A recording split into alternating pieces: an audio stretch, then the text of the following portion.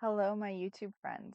Today I'm doing something a little bit different. I'm not going to actually be sewing during this video, so if that's the kind of content you're looking for, you can just skip this week. I'll be back to it next week. But I just kind of wanted to share my reasons that I quit fast fashion and how I did it. So I have 5 reasons that I quit and 5 ways that I have done it.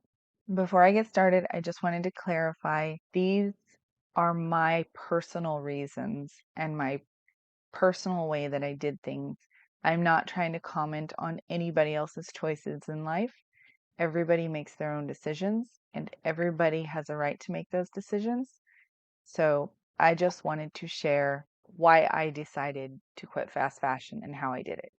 So, first off, of course, the impact of fast fashion on the world. I don't think I really need to go into it much deeper than that. If you're watching my channel, I'm sure you have access to the plethora of information on the global and humanitarian impact of fast fashion. So that is my first reason. My second reason, polyester.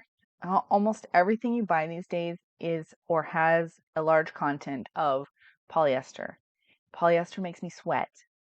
I used to think that I just was a sweaty person, um, but I really don't know why it took me so long to come to the conclusion that it was the clothes I was wearing that was making me sweat so much. Synthetic fabrics, their claim is that they are moisture wicking, which they are, but they also create moisture because they don't breathe.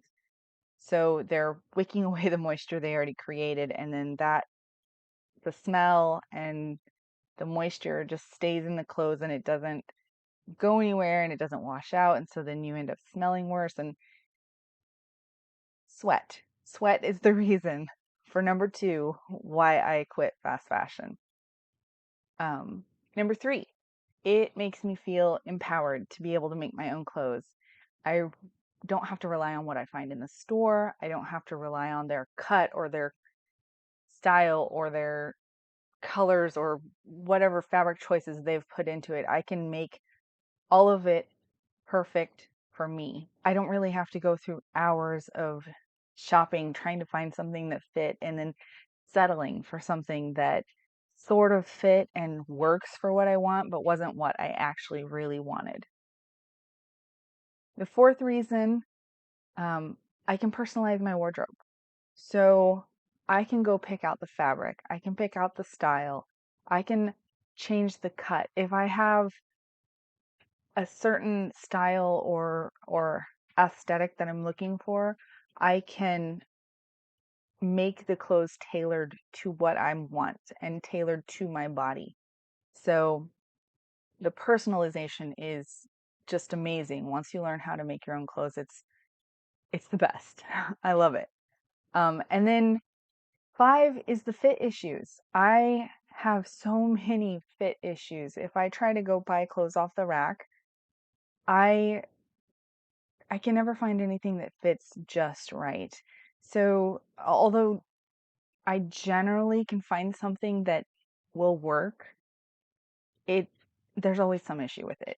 So, like even before I was plus size, I always had an issue with my pants because I carry a lot of my weight in my hips and my thighs and my butt. And so I could buy clothes that would fit in those areas, but then they'd be too big in the waist. Or I'm large chested, so I would have to buy things that were big in the abdomen to fit my chest needs. Or I have large arms. When I started gain weight, a lot of it came into my arms too.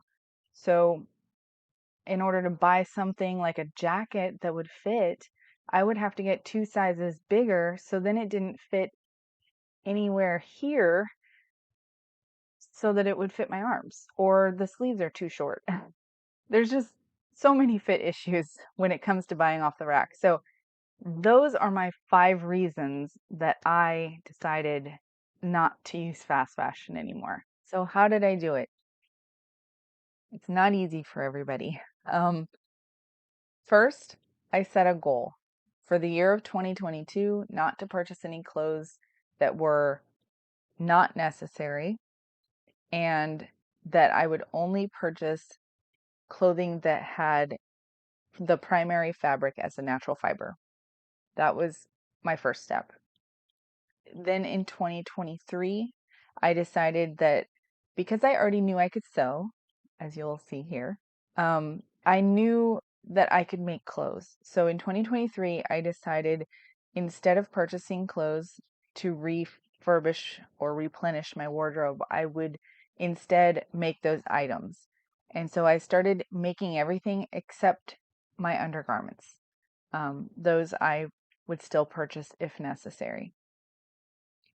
My third step, I had to find my personal style. So after decades of just buying what I could from the store that would fit what I needed, I now decided that I needed to figure out how I actually wanted to dress because I was dressing in what I could dress in, not what I wanted to dress in. So I went through probably thousands of patterns, um, just looking through them, trying to get ideas, trying to decide where I wanted to go with my style. And I had to build my personal style. So I found several small businesses that make patterns and decided that overall I leaned toward styles that were somewhere in a mixture of between 1940s style and 1970s style. And so I found patterns that were appealing to me and that I could easily modify to my shape. And of course, what I wear is not true vintage because I make them with modern fabric and a lot of times I use modern patterns. But I really appreciate several aspects of vintage clothing. And so I try to incorporate those into my wardrobe. Number four, this year, well, I think it was sometime mid last year, 2023, I decided to go ahead and start making those foundation garments, the underclothes. Yeah, that's right. Underwear and bras. I decided to take those on. I had a history. I made corsets before. I used to dress up for the Renaissance Festival and do all kinds of costumes, as you'll see in my pictures here. So I knew that I could do more than just your standard shirt, your standard whatever, skirt, dress, pants, you name it. So I decided that I would try to figure out a way to make my undergarments out of as much natural fiber as possible because I still was running into the issue that the bras that you buy are a lot of times primarily polyester. The underwear that you buy, it's harder to find natural fibers in underwear and they just don't breathe as well. So I decided to go with the more natural fibers to try to build my stuff. So first I decided to try to use some leftover wool I had from making a jacket to make the cups of a bra. But that I quickly decided that wouldn't work because then I would have to dry clean because the wool will shrink.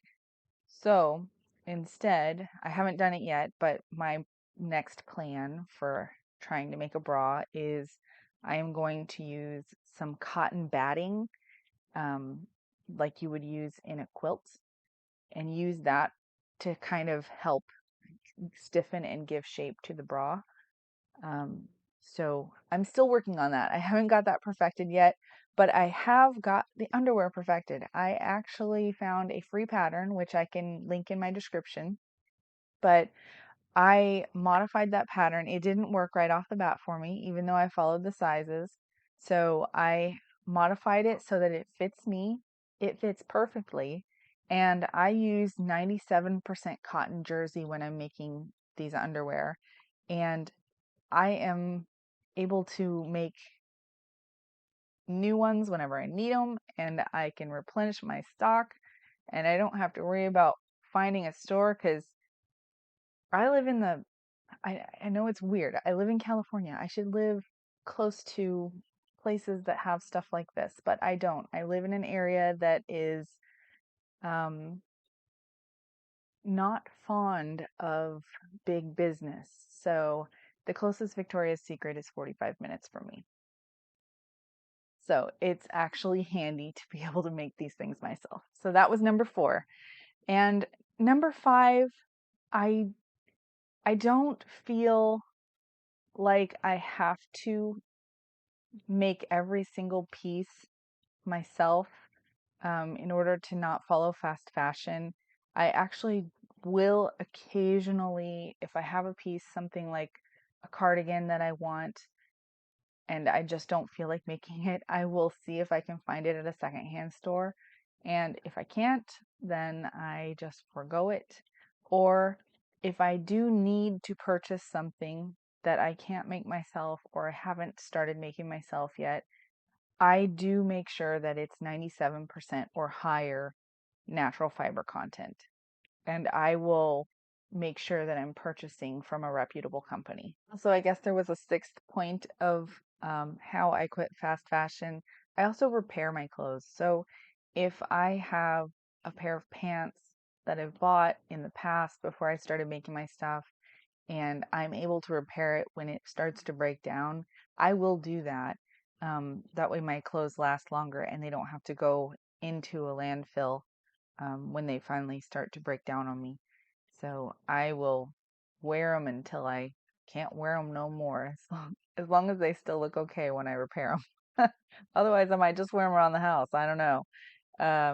So far, I've been able to repair most of my things that I wanted to keep. So that would be my sixth way, which I forgot when I was counting earlier. So I've been very happy with my choice to quit fast fashion. That being said, I do still make the occasional purchase that is unnecessary, but it's strictly souvenirs.